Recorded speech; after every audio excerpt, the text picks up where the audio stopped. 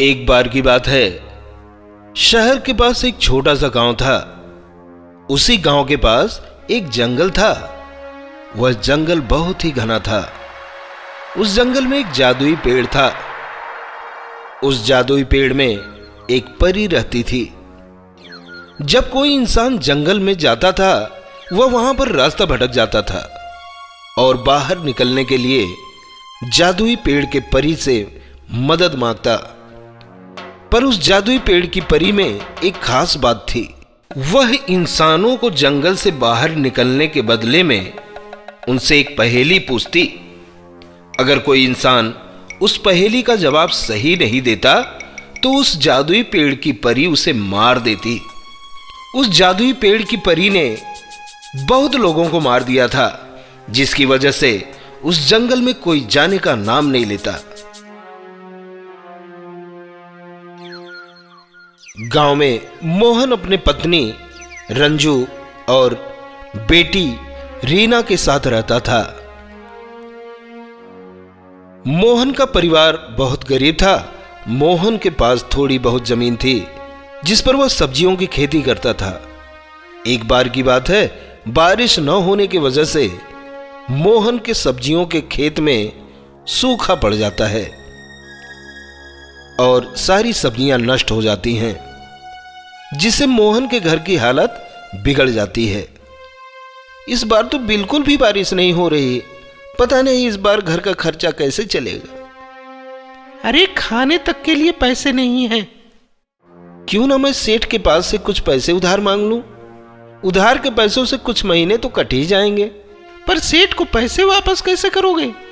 अगर वक्त पर पैसे जमा नहीं किए तो सेठ हमारा यह छोटा सा घर भी हमसे छीन लेगा। इस मौसम में तो सब्जियां नहीं होंगी। ठंडक के मौसम में सब्जियों की खेती करनी पड़ेगी, पर तब तक मुझे कोई दूसरा काम ढूंढना पड़ेगा। हाँ, पर इस गर्मी में क्या काम करोगे?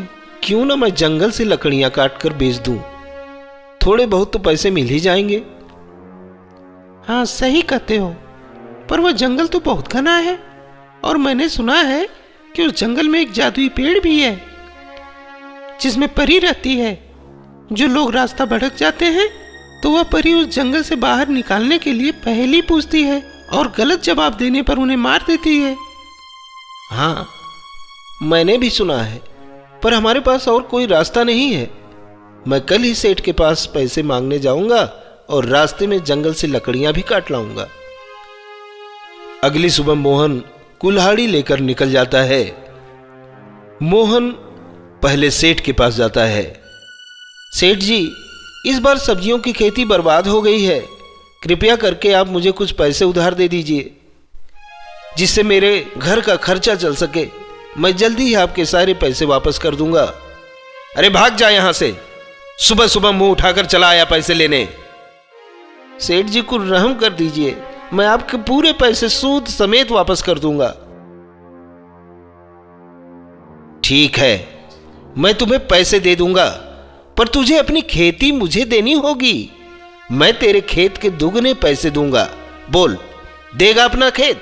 खेत सेठ जी, मेरे घर का खर्चा खेत से निकलता है। अगर मैं वह खेत आपको दे दूंगा तो मेरे पास कुछ भी नहीं बचेगा। तो भाग जाए यहां से, बड़ा आया पैसा मांगने। मोहन उदास होकर वहां से चला जाता है और रास्ते में उसे एक कुल्हाड़ी मिलता है। वह उसे उठा लेता है। अरे वाह, अब इस कुल्हाड़ी की मदद से मैं जंगल में लकड़ियां काट सकूंगा। यह बोलकर मोहन जंगल की तरफ जाता है, पर रास्ते में एक बड़ा सा गड्ढा पड़ता है। मोहन इस गड्ढे को नहीं देख पाता और उसमें गिर जाता है और उसे बहुत चोट आती है। मोहन का एक हाथ टूट जाता है। वह जैसे तैसे करके वह कुल्हाड़ी लेकर अपने घर पहुंचता है। अरे रंजू, जल्दी आओ। मोहन की आवाज सुनकर रंजू दौड़ते हुए उसके पास आती है और मोहन की हालत देखकर रोने लगती है। अरे, यह क्या हो गया? इतनी चोट कैसे आई? रंजू जल्दी से मोहन को एक चारपाई पर लेटा देती है।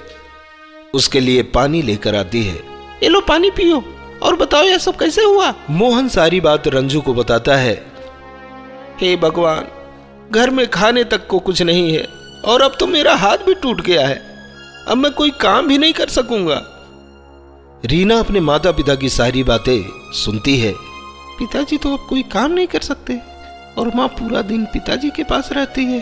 अब मुझे ही कुछ करना पड़ेगा अपने परिवार के लिए। क्यों ना मैं ही जंगल से लकड़ियाँ काट कर बाजार में बेच दूं, जिससे कुछ पैसे मिल जाएंगे और खाने के लिए कुछ मिल जाएगा। यह सोचकर रीना अपने पिता की कुल्हाड़ी लेकर जंगल की ओर निकल जाती है। जंगल में कुछ दूर चलने पर उसे डर लगने लगता है और वह घबराहट में रास्ता भूल जाती है। कुछ देर बाद रीना जंगल के बहुत अंदर पहुंच जाती है।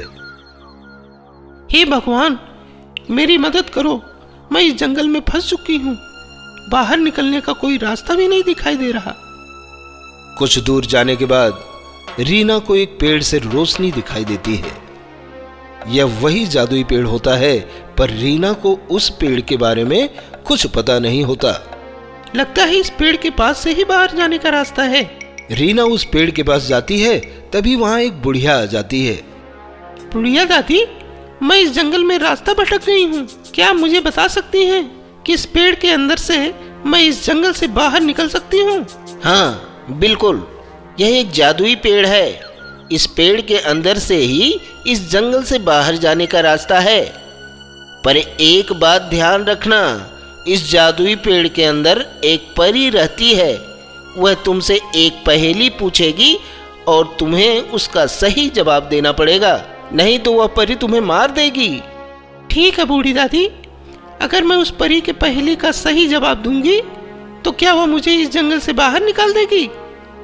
हाँ बिल्कुल, वह तुम्हें इस जंगल से बाहर निकाल देगी और तुम्हें बुद्धि और धन भी देगी।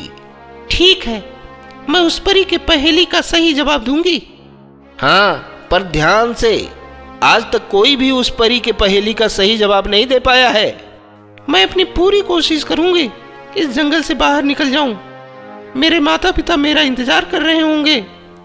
इतना बोलकर रीना उस चमकीले और जादुई पेड़ के अंदर चली जाती है और वहां उसे एक परी दिखाई देती है। आओ रीना, इस जादुई पेड़ में तुम्हारा स्वागत है। मुझे पता है कि तुम अपने परिवार के लिए इस जंगल से लकड़ियां काटने आई थी, पर अगर तुम्हें इस जंगल से बाहर जाना है तो तुम्हें एक पहेली का जवाब देना पड़ेगा। मैं तैयार हूँ, मुझे अपने परिवार के पास जाना है। मेरे माता पिता मेरा इंतजार कर रहे होंगे। ठीक है, मैं तुम्हें तुम्हारे घर जाने दूंगी, पर उससे पहले तुम्हें मेरे एक पहेली का सही जवाब देना होगा। पर अगर तुमने गलत जवाब दिया तो मैं तुम्हें मार दूंगी। मुझे मंजूर है, आप पहेली पूछो। परी तुरंत रीना को एक सुंदर से सोफे पर बैठा देती है और उससे पहेली पूछती है। तो बताओ रीना, 3 अक्षर का मेरा नाम, पहला कटे तो राम राम, दूजा कटे तो फल का नाम, तीजा कटे तो करू काटने का काम। बताओ क्या है मेरा नाम? पहेली सुनकर रीना गहरे सोच में पड़ जाती है। रीना के जवाब न देने पर परी अपने हाथ से रीना को मारने के लिए उसे पकड़ती है कि तभी रीना बोलती है, मुझे इस पहेली का जवाब पता है, जल्दी बताओ। आराम, सही जवाब रीना, तुमने मेरे पहेली का बिल्कुल सही जवाब दिया। मैं तुमसे बहुत खुश हूँ। अब मैं तुम्हें तुम्हारे घर पहुँचा दूंगी और ये लो खजाना, जिससे तुम्हारे परिवार की मदद हो जाएगी। परी अपने जादू से रीना को खूब ढेर सारा खजाना देती है और उसे उसके घर पहुंचा देती है। रीना खजाना लेकर अपने माँ को बुलाती है। माँ, माँ, जल्दी आओ, ये देखो मैं क्या लाई हूँ। अरे इतना क्यों चिल्ला रही है, क्या बात है? रंजू दौड़कर रीना के पास आती है और उसके हाथ में खजाना देखकर खुश हो जाती है। रीना अपने माता पिता को जादुई पेड़ और परी की सारी बात बताती है और खजाने की मदद से मोहन का इलाज अच्छे से होता है और रीना एक अच्छे स्कूल में पढ़ने जाती है। अब मोहन और रंजू एक सब्जी का दुकान भी खोल लेते हैं, जिससे उनके सारे दुख खत्म हो जाते हैं और सब मिलजुल कर शांति से अपना जीवन बिताते हैं। सीख, इस कहानी से हमें यह सीख मिलती है कि हमें कोई भी काम सोच समझकर करना चाहिए।